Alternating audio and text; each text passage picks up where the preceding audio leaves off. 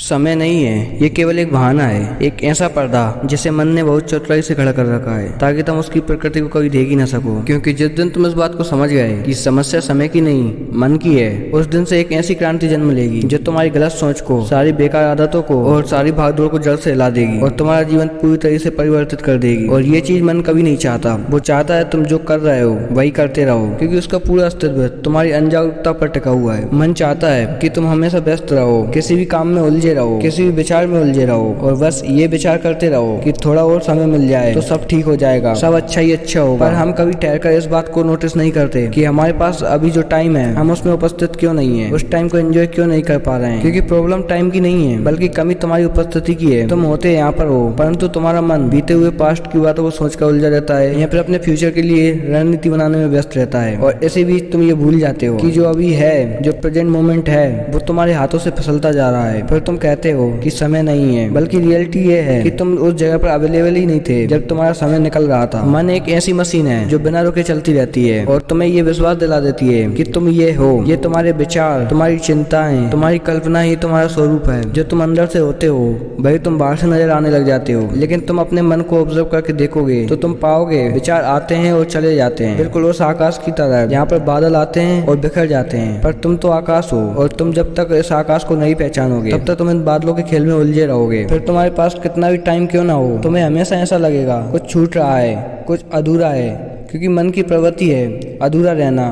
वो कभी संतुष्ट नहीं होता, वो हमेशा कुछ नए की तलाश में भटकता रहता है। कुछ और चाहिए, अगर ये ऐसा होता तो कितना अच्छा होता, अगर ये मिल जाता तो ऐसा कर देता। बस इसी तलाश में वो तुम्हें प्रेजेंट टाइम से दूर ले जाता है, एक ऐसी जगह पर ले जाता है जिसका रियलिटी से कोई नाता ही नहीं होता। नियंत्रण, ये शब्द भी एक गहरी गलतफहमी से भरा हुआ है। क्योंकि जितना तुम मन को दबाने की कोशिश करते हो वो उतना ही पावरफुल होकर वापस लौटता है। जैसे आप अपनी मुट्ठी में कोई पानी बंद करने की कोशिश करना तो वो उतनी तेजी से बाहर निकल जाएगा जितनी तेजी से तुमने मुट्ठी बंद की है। इसलिए मन को दबाया नहीं जा सकता, बल्कि मन को नियंत्रित करना वास्तव में उसको समझना है, उसे देखना है, बिना किसी निर्णय के, बिना किसी विरोध के, बिना किसी दबाव के, बस शांत रहकर उसे ऑब्जर्व करना है। जैसे ही तुम मन को चैलेंज करते हो तो एक युद्ध शुरू हो जाता है और इस युद्ध के बीच में तुम और मन दोनों उलझे रहते हो और यही उलझन तुम्हारा मूड खराब करती है और तुम थका हुआ महसूस करते हो। इसलिए नियंत्रण का अर्थ दबाव नहीं है बल्कि ऐसा डिफरेंस सिस्टम है जिसमें मन धीरे धीरे अपनी गति को खो देता है और तुम्हारे अकॉर्डिंग वर्क करने लग जाता है। क्योंकि उसे चलने के लिए तुम्हारी बेहोशी की आवश्यकता होती है। जैसे ही तुम एक्टिव होते हो तो मन की ऑटोमेटिक प्रोसेस स्लो हो जाती है। तुमने कभी अनुभव किया होगा जब तुम किसी काम में पूरी तरह डूब जाते हो तो ऐसा अनुभव होता है कि समय ठहर गया हो, घड़ी चलती है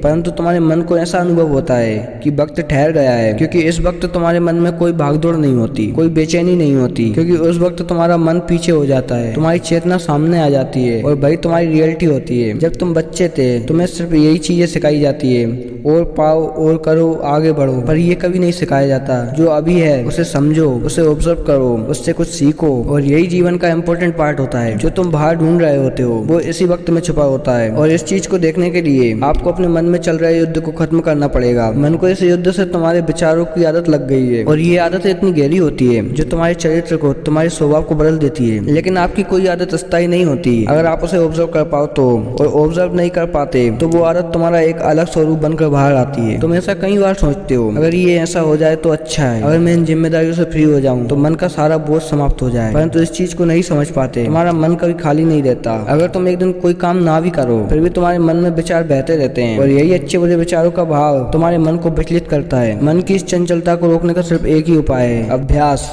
अपने जीवन का एक लक्ष्य निर्धारित करो और फिर अपने मन को उस लक्ष्य में इतना व्यस्त कर दो कि उसे कुछ और सोचने का वक्त ही न मिले। इस बीच भी तुम्हारा मन कई बार भटकेगा पर तुम्हें बार बार अपने मन को उस काम में लगाना पड़ेगा। ये अभ्यास की रस्सी है जिससे तुम्हें अपने मन को बांधना पड़ेगा। जब आप बार बार ऐसा करोगे तो तुम्हारा मन शांत होकर स्वयं ही तुम्हारी सारी बातें मानने लगेगा। क्योंकि मन में जब तुम्हारे लक्ष्य के विचार के अलावा कुछ रहेगा ही नहीं तो फिर उसका युद्ध भी समाप्त हो जाएगा। इसलिए वक्त को कभी दोष मत देना। ईश्वर ने सबको समय बराबर दिया है, बस अपने मन को अपने नियंत्रण में रखो। क्योंकि समय कभी किसी के नियंत्रण में नहीं रहता। और अगर इस वीडियो से आपको कुछ भी सीखने को मिला हो तो इस वीडियो को लाइक करके अपने उन दोस्तों के पास शेयर कर दो जो हमेशा समय का रोना रोते हैं। उनसे कहो समय को नहीं, अपने मन को कंट्रोल करना सीखो। जब तुम्हारा मन तुम्हारे नियंत्रण में होगा तो तुम्हें समय की कमी नहीं लगेगी।